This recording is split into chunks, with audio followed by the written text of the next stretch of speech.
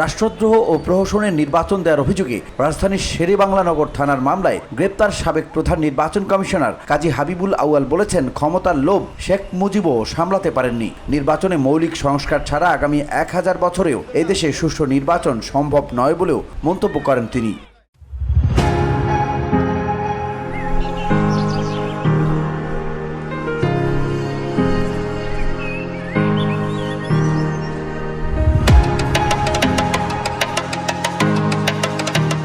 বৃহস্পতিবার এ মামলায় রিমান্ড শুনানিতে ঢাকার chief metropolitan magistrate Mohammad Mostafizur রহমানের আদালতে তিনি সব কথা বলেন।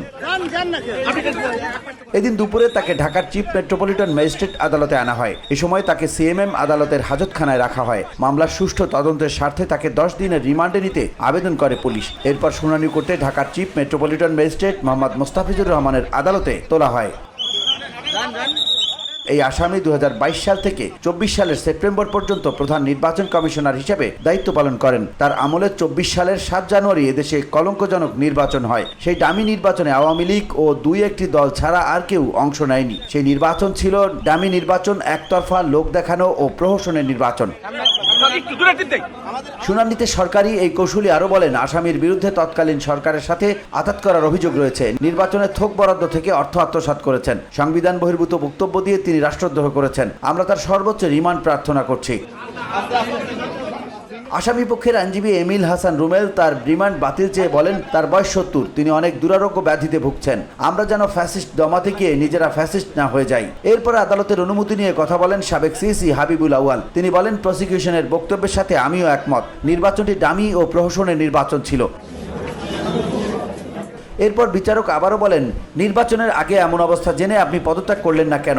বিচারকের এমন প্রশ্নের জবাবে তিনি বলেন, ওই অবস্থায় পদত্যাগ করা সম্ভব ছিল না। আমার এক বন্ধু আমাকে জিজ্ঞেস করেছিল পদত্যাগের কথা।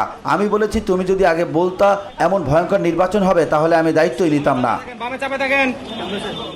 আওয়াল পূর্বের নির্বাচনের কথা তুলে ধরে বলেন, 72-এর সংবিধান প্রণয়নের 3 মাসের মাথায় অনুষ্ঠিত 73-এর নির্বাচনে আওয়ামী লীগ 293টি আসন পায়। সেই নির্বাচনও সুষ্ঠু ছিল না। ক্ষমতার লোভ এমন যে শেখ মুজিবও তা সামলাতে পারেননি। 96 সালে আওয়ামী লীগ তত্ত্বাবধায়ক সরকারের জন্য আন্দোলন করে। পরবর্তীতে তারাই আবার দলীয় সরকারের অধীনে নির্বাচন দিতে সংবিধান সংশোধন করে। এ সময় পাবলিক প্রসিকিউটর উত্তেজিত হয়ে আদালতকে বলেন, তিনি নিজেকে জাস্টিফাই করছেন, তার এসব বক্তব্য দেওয়ার সুযোগ নেই। এ সময় আউয়াল বলেন, জাস্টিফাই না করতে দিলে রিভলভার দিয়ে গুলি করে মেরে ফেলেন। এ সময় উপস্থিত আইনজীবীরা চিৎকার চেঁচামেচি শুরু করলে এজলাসে উত্তপ্ত পরিস্থিতি তৈরি হয়। নির্বাচন কমিশনের অসহায়ত্ব তুলে ধরে আউয়াল আরও বলেন, মৌলিক সংস্কার ছাড়া আগামী 1000 বছরও এদেশে সুষ্ঠু নির্বাচন সম্ভব নয়। 8 ঘন্টার দীর্ঘ শুনানি শেষে আদালত তার 3 দিনের রিমান্ড মঞ্জুর করে আদেশ দেন। এর আগে গতকাল রাজধানীর মগবাজার থেকে গ্রেপ্তার করা হয় তাকে। উল্লেখ্য, আওয়ামী লীগ আমলে অনুষ্ঠিত 3টি জাতীয় নির্বাচনে অনিয়ম কারচুপির অভিযোগে সাবেক প্রধানমন্ত্রী শেখ হাসিনা ও সাবেক 3 প্রধান নির্বাচন কমিশনারকে আসামি করে মামলা করে বিএনপি। মামলায় মোট 24 জনকে আসামি করা হয়েছে। গত রোববার বেলা 11:15টার দিকে রাজধানীর শেরেবাংলানগর থানায় বিএনপির জাতীয় নির্বাহী কমিটির সদস্য মোহাম্মদ সালাউদ্দিন খান বাদী হয়ে এ মামলা করেন। VOD Bangla news desk.